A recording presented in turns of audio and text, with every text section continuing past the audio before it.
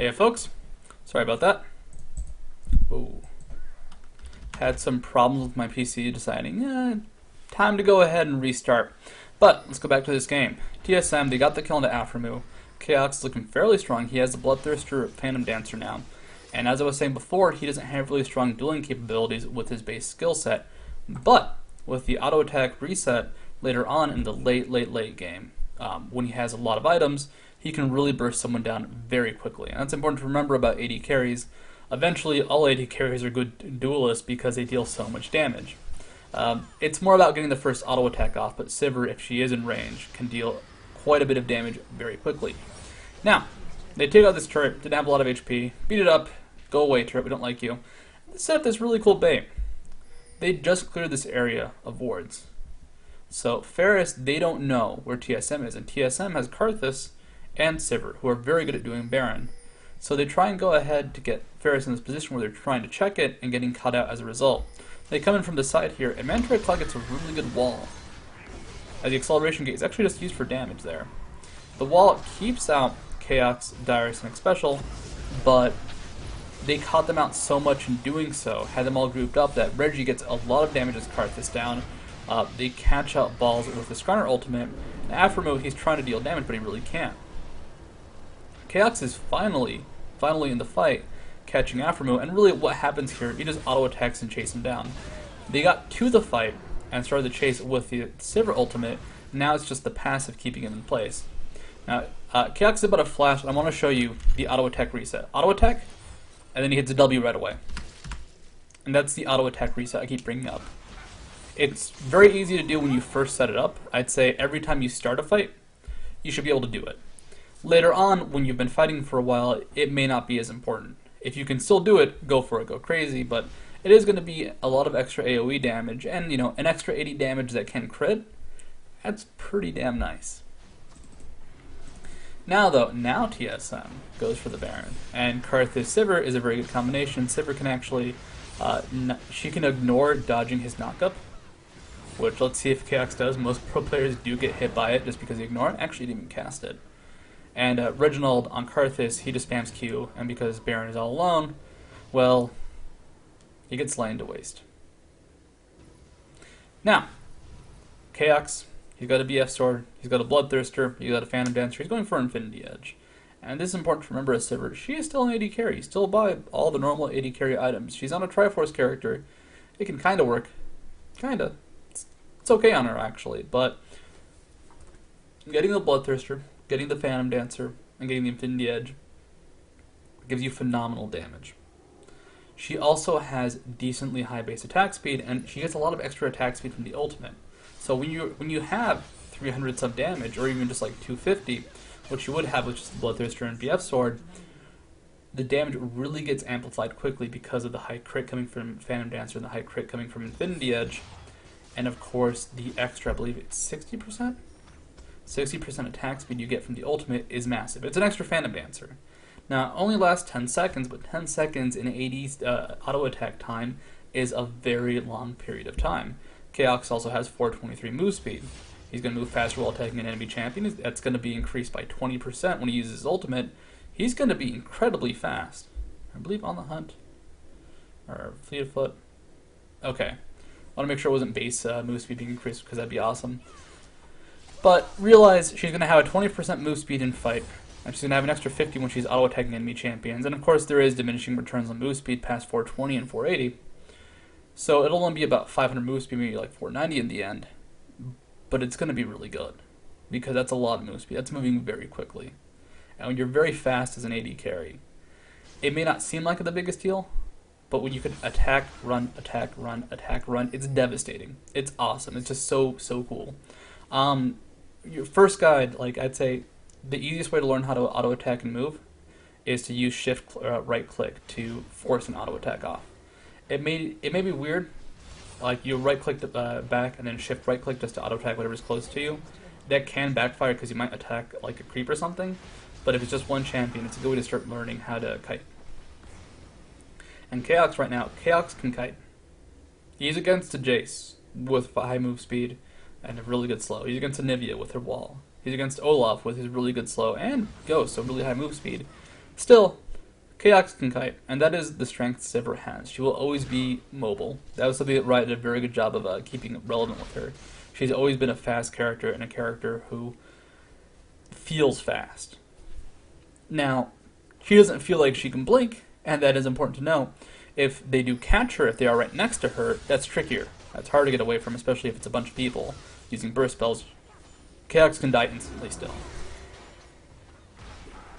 But if he stays far back, if he's not being hit by Ball's combo and then a stun from Anivia, he will be fine. Especially because Reginald's up top split pushing, and they're being huge jerks, which is a very good play from TSM. Because Reginald's really hard to catch, and if they do chase him too far because of the wall, A, he'll take forever to die, and B, they'll lose an inhibitor from the split push. So, good job from TSM. I really like this play.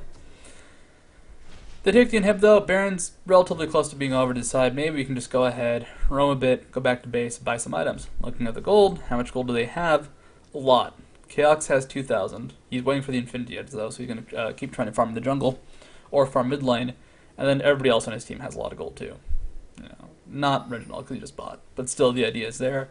When you have a lot of gold, you don't necessarily need to keep fighting because that gold, as nice as it is to have, it's not doing anything. It's just sitting in your gold or in inventory going, hey, spend me, spend me, spend me, use me for items because frankly, I'm not doing anything. But really, with 2,000 gold, with an Infinity Edge, Bloodthirster, and Phantom Dancer at the 32-minute mark, it's hard to deal with. But no, his CS isn't that much higher than Afromoose. He's only ahead by 25 CS. What is the goal difference? 3,000. What's making up that goal difference? He has a 3 kill advantage and 6 assist advantage. Assume every assist is like 1/3 of a kill because it's being split with his team. It's like a 7 kill advantage. Or no, not 7 kill, 5 kill advantage. Plus all the turrets. They've only taken down 2 turrets on Ferris, while TSM has taken dragons. Ferris also took 1 dragon. They've taken Baron though, and they've taken down every single outer turret. And it's very important to remember that gold leads don't necessarily snowball from CS as much as they used to. It's a lot harder to zone someone out compared to what it used to be. Nowadays, I'd say the big CS advantages come from turrets being taken, especially when you take a lot without losing any in return. And you combine that with kills and big not losing your own turrets. So if they had no outer turrets on TSM, Afromu would be about 2,400 behind. And actually, he'd probably have a lot more jungle control, could easily catch up, and only be 2,000 gold behind. And it really, really quickly catches up when you start taking turrets, especially because the supports can buy more wards. They can get items like Reverie even sooner. When you're taking turrets, it's just incredibly effective for your team. The little guy gets buff. When little guy gets buff, your team as a whole is stronger. And let's look at the little guy. How's Special doing? He has no Reverie, but he has a Zeke's Herald and a Warden's Mail. And looking at Sivir, what's her attack speed at right now? 1.5 base. Put in the Zeke's Herald, that's going to be an extra 20%. Put in her ultimate, that's an extra 60%. Actually, is at 20%. Let me double check, because it's been a while since I... Yep, 12% lifesteal, that's it. So he's going to have an extra... Wow. 34% lifesteal from Bloodthirster, 40% when you include the Doran's Blaze, and then 43% with the offensive mastery. Chaox is going to have 43% lifesteal and then an extra 80% attack speed, but he also bought a green potion right there, so it's going to be an extra, I believe, check who's it giving him? Oh, it's not saying. An extra 100 or so 10% attack speed. 50 of that is just from the green elixir and Zeke's Herald. 50 of that is not even related to Sivir. Now, it's important to note that buying a green elixir means a lot of things. A, it could mean you're massively ahead, which is the case. They're pretty far ahead on a TSM. 2, it means you want to make a big play happen. You want to do something.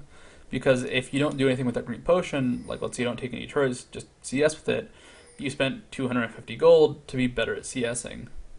But Baron is up. This is going to be a very big fight for either team if they do decide to go for it. So now all of a sudden the cards are in TSM's hands. They have Chaox, who's super duper buff. They could go for Baron at any point. Chaox has 1.9% attack speed. Jesus, that's a lot of attack speed. And how does Ferris deal with it? By rotating in a circle. I actually love this play. It's like TSM's like, alright, we'll catch them out of position. We'll catch them out. And then Ferris just like, we'll catch them out. We'll make them walk into our bush. As Ferris is just freaking out. This is actually the best ward because that spotted TSM going over here. So Ferris rotated, and then when Ferris shows up themselves, they get spotted by that ward. See? Got spotted. But now Ferris is in a scary position. They don't know if the enemy team's doing Baron. They have their ideas. They suspect something, and they just give up Baron. TSM could be doing Baron right now. TSM would have already finished Baron had they started it. But Ferris realized it was just too dangerous, and they just give it up. Chaox and Reginald right now are just going to be the end of all worlds for Ferris. They have to die. They have to die very quickly. But they have X Special to zone them out. Reginald can die, and it's not that bad. And of course, Darius will throw himself at the enemy team, deal a lot of damage. And TSM, they keep going for these baits, and I love it. I love that they don't just go for the Baron. Because if they just go for the Baron, guess what? When you go for Baron, the enemy team can steal it. What if Xmithy gets the perfect smite off, uses Ghost, uses ultimate, and gets away? That would suck for TSM, and then all of a sudden Ferris has a chance to get back in. Right now, if they don't go for that Baron fight, if they don't have a chance to get back in the game, then they're not going to. Now, TSM tries to start the fight off, and this is actually a really bad engagement for Sivir because, well, they were split up and Nivea used her wall. So the Karthus wall slowed, I believe, one person down. It might have been Olaf. Yeah, it was Olaf who used his ultimate. Sivir used her ultimate, and all she can really do is run to Baron really, really quickly, which they do. And once again, this is just mind game. I think they were just practicing that setup. Reginald does get the wall off. Muffin Cutie grabs him, realizes he's made a terrible mistake, and runs. And then we get this really spread fight. But this is a fight that's okay for Sivir. That's a fight that's okay for TSM because they're far ahead. Even though the Alwyn is not in a good spot. Now, let's watch Chaox do his Chaox thing. This is why late game Sivir is effective. Because one auto attack, actually that wasn't much damage on Xmithy, but he does have a Chain Vest and Warmog, so it's a lot of HP to go through. It was a non-crit. But Chaox, if he lands a few auto attacks, will just melt people. Okay, Chaox versus Aftermoon Xmithy. With backup from the odd one.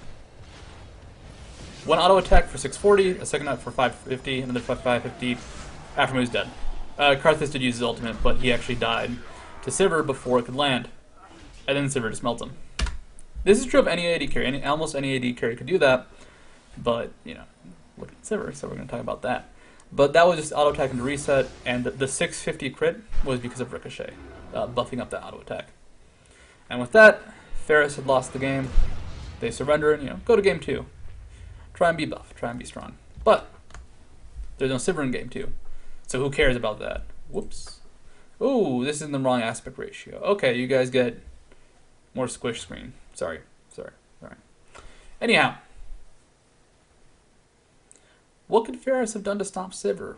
Well, a lot of it was a landing situation. Blitzcrank, his grabs, his fists don't work so well. You grab Sivir with your hook, Sivir pops spell shield, either absorbs a lot of damage or walks right on out of there. I'm not saying Sivir's a Blitzcrank counter because she isn't. She doesn't have an easy escape.